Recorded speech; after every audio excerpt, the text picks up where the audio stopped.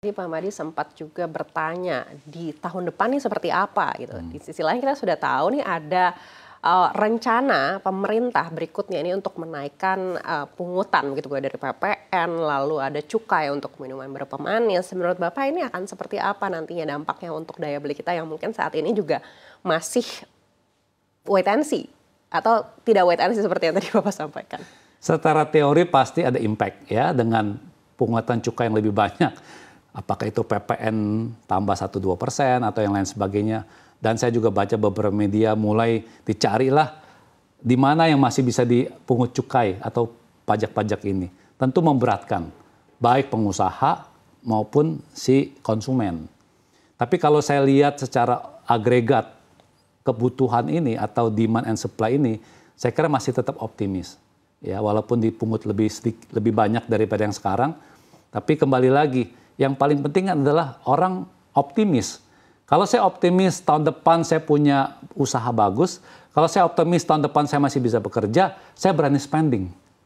Tapi kalau walaupun saya masih kerja, tapi saya takut tahun depan apakah saya di PHK, apakah tahun depan saya punya cash flow masih bisa memadai, pertumbuhan bisnis masih bisa, itu lebih baik saya reserve.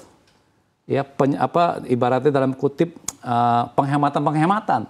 Demikian juga baik perusahaan maupun pribadi. Nah, jadi saya kira kembali lagi perspektif ini sangat penting. Kalau orang merasa bahwa semua asumsi itu positif, kita punya keyakinan saya masih bisa kerja, saya masih dapat kenaikan gaji, masih dapat bonus, masih bisa omset perusahaan meningkat, tentu akan lebih berani untuk capex, untuk membayar orang lebih baik, supaya akhirnya bisa meretain dan bisnis akan terus berkembang. Baik, kalau bicara keyakinan Bapak seperti apa nih terhadap bisnis korporasi dibandingkan dengan bisnis retail di Bank Mega? Saya kalau spesifik dengan Bank Mega ini, kembalikan kepada business model. Dan yang kedua, kembali kepada appetite kita. Kita masih melihat bahwa kekuatan kita di Bank Mega ini mungkin masih di korporasi.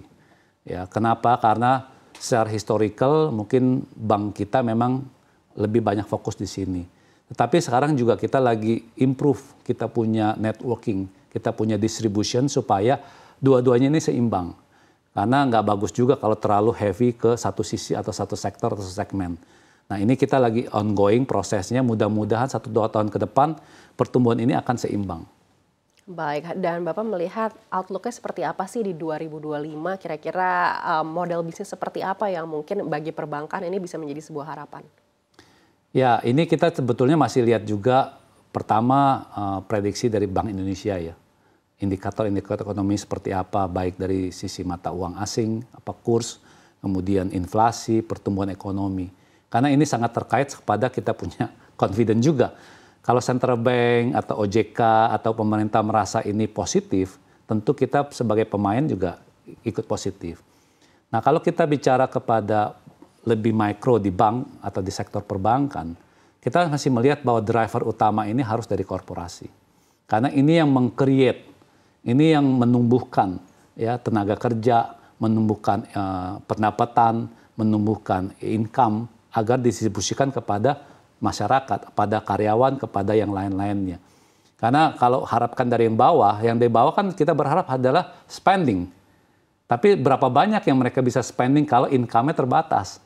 Karena saya dengar juga masih banyak perusahaan-perusahaan yang bayar gajinya belum 100% nih.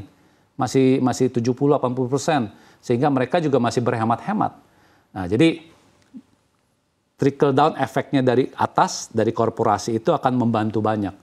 Tapi kalau kita expect dari bawah, ya kembali lagi. Mereka confident nggak? Sekarang atau tahun depan masih bekerja. Kalau mereka ragu-ragu, mereka lebih banyak saving. Makan seperlunya, beli baju seperlunya, belanja seperlunya, traveling seperlunya. Tapi kalau mereka yakin, ya udahlah beli sekarang, pay later. Cicil belakangan. Tapi kenapa dia yakin bisa cicil? Karena masih bisa bekerja. Masih ada income. Baik, setelah pemangkasan suku bunga ini nyata adanya, kita lihat korporasi belum juga bisa berekspansi secara agresif. Menurut Bapak kapan sih kira-kira korporasi ini bisa lebih agresif lagi? Apakah di 2025 atau di akhir 2024 ini sebenarnya sudah bisa terlihat ekspansi yang lebih baik? 2024 Q4 ini mulai kelihatan ya. Saya juga merasakan bahwa cukup banyak permintaan-permintaan kredit korporasi, baik itu yang bilateral ataupun yang sindikasi dengan beberapa bank karena proyeknya besar. Dan pipeline kita untuk tahun depan juga cukup promising. Ya, karena ini juga menyangkut kepada tadi ya wait and see-nya, mengusaha bahwa inilah momentumnya ketika suku bunga yang kemarin itu selalu bicara bahwa wah suku bunga tinggi akan terus berlanjut, sekarang udah mulai berbeda. Apalagi Fed turun ini bukan lagi 25, langsung 50 basis point.